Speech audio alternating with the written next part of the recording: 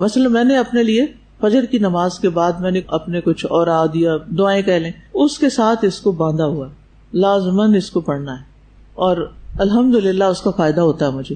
کل سے کچھ لوگوں نے جو فیڈ بیک مجھے ڈائریکٹ دی اس میں الحمدللہ 3 لوگ ایسے تھے جنہوں نے اپنی بیماری کا ذکر کیا، جیسے سر درد یا کچھ اور پھر کہا کہ میں نے جب یہ تسبیح مسلسل پڑھنی شروع کی اور اس کے بعد میری بیماری غائب تھی، اور مجھے حیران کن انکشاف ہوا. اگر ایک بندہ کہتا تو میں کہتی چلے اس کا ایکسپیرینس ہے، جب ایک بات 3 بندے کہہ رہے ہیں تو اس کا مطلب ہے کہ پھر کچھ ہے صحیح اس میں. اور ویسے بھی جو فضیلت اس کی بتائی گئی اس میں کیا کیا باتیں تھیں. نمبر 1، جو شخص مال خرچ کرنے سے بخل کرے. نمبر 2، دشمن سے لڑنے سے خوف کھائے، رات کے اندھیرے سے ڈرے کہ رات میں مشقت اور اندھیرے سے. تو یہ تینوں ہی چیزیں کسی نہ کسی درجے پہ ہمارے ساتھ ہیں نا، کہیں نہ کہیں تو ہیں. پھر تو ہمارا علاج ہے یہ تسبیح، ان تینوں کمزوریوں کا علاج ہے یہ تسبیح.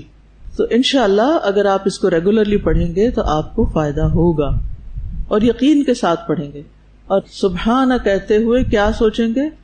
اسبح، دل میں زبان سے تو سبحانہ ہی کہیں گے، اسبح اللہ سبحانہ، کہ جیسے اللہ کی تسبیح کی جانی چاہیے ویسی تسبیح کرتی ہیں. الحمدللہ کہتے ہوئے کیا سوچیں گے؟ محبت کے ساتھ اللہ کی تعریف کریں گے. اچھا، کون سی تعریف؟ اللہ کے تو بہت خوبصورت نام ہے، افعال ہیں، وہ کس بات پہ تعریف؟ میں اس کو اس طرح لیتی ہوں کہ جس سچویشن میں ہوتی ہوں نا، اس سچویشن کے اندر جو مجھے خیر نظر آ رہی ہوتی، چاہے وہ تکلیف کی حالت کیوں نہ ہو، اس کے اندر جو خیر نظر آ رہی اس پہ میں پھر دل سے کہتے ہیں الحمدللہ.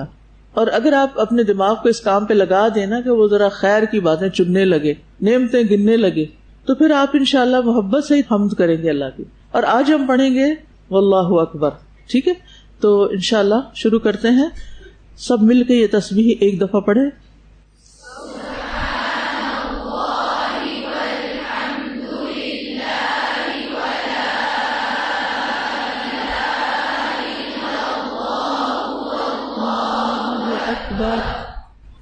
پاک ہے اللہ، اور سب تعریف اللہ ہی کے لیے ہے، اور اللہ کے سوا کوئی معبود نہیں، اور اللہ سب سے بڑا ہے.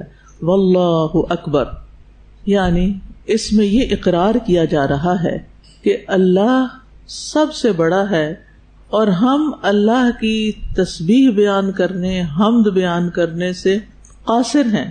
ہم حق ادا ہی نہیں کر سکتے کیونکہ وہ بڑی عظمت والا ہے، بڑی شان والا ہے، یعنی ہم اس کا ادراک ہی نہیں کر سکتے وہ کتنا بڑا ہے. آپ میں سے کوئی بتا سکتا ہے اللہ کتنا بڑا ہے؟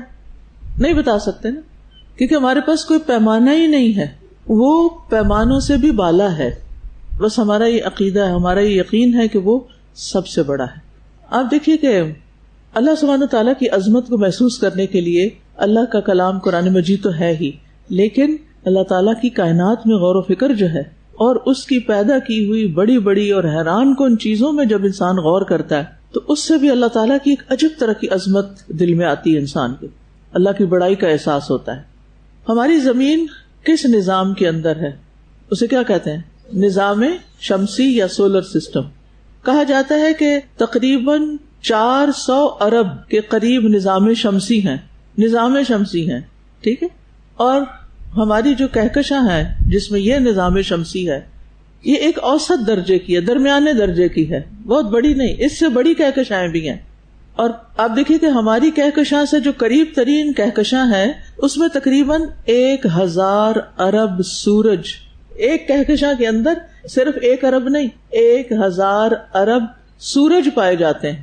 شمس سورج کو کہتا ہے. نظام شمسی کا مطلب ہے کہ آپ کو جو سورج نظر آتا ہے اس سورج کے ارد گرد کچھ سیارے گھوم رہے ہیں، ان میں سے ایک چھوٹا سا سیارہ جو ہے بلو ڈاٹ، وہ کیا ہے؟ زمین ہے آپ کی جس پر آپ رہتے ہیں. اور یہ کتنی بڑی ہے، گھوم پھر کے دیکھ لی ساری، ہم میں سے کسی نے بھی نہیں دیکھی. تو آپ دیکھیے کہ اگر ہماری زمین اتنی بڑی ہے اور پھر جس سورج کے گرد یہ گھوم رہی ہے وہ اتنا بڑا ہے، وہ اس سے کئی لاکھ گنا بڑا ہے، اور پھر ہماری کہکشاں کے اندر بہت سے سورج ہیں، اور جو ہماری قریبی ہمسایہ کہکشاں ہے اس کے اندر 1000 ارب سورج ہیں. آپ سوچئے کہ ان کے ارد گرد پھر کتنے سیارے ہوں گے. کچھ امیجنیشن میں آ رہے، دماغ میں سما سکتا ہے. پھر آپ دیکھیے کہ جو یہ 7 والی کہکشاں میں سورج ہیں، سائنسدان کہتے ہیں کہ وہ ہمارے سورج سے 2 یا 3 حجم کے ہیں، یعنی اس سے بڑے ہیں وہ. اور پھر ایسی کہکشاؤں کا مجموعہ ایک لوکل گروپ کہلاتا ہے.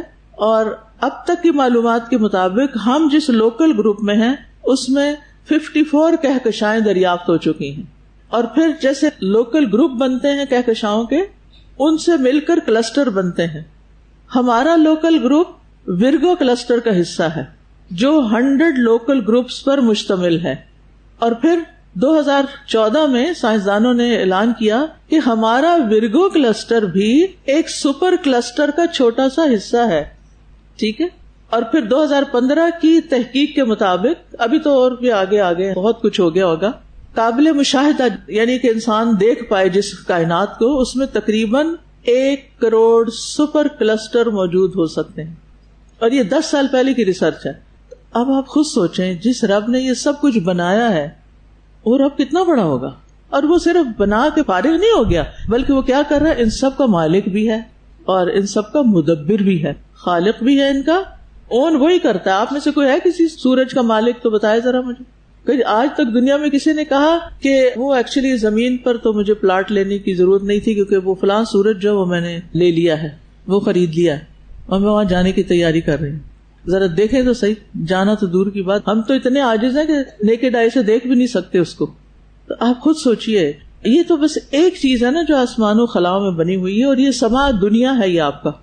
اس سے اگلا جو آسمان ہے وہ اس سے ایک روایت کے مطابق 500 سال کے فاصلے پر ہے. وہاں کیا کچھ ہوگا، پھر اس سے آگے کیا ہوگا، پھر اس سے آگے کیا ہوگا، پھر اس سے آگے.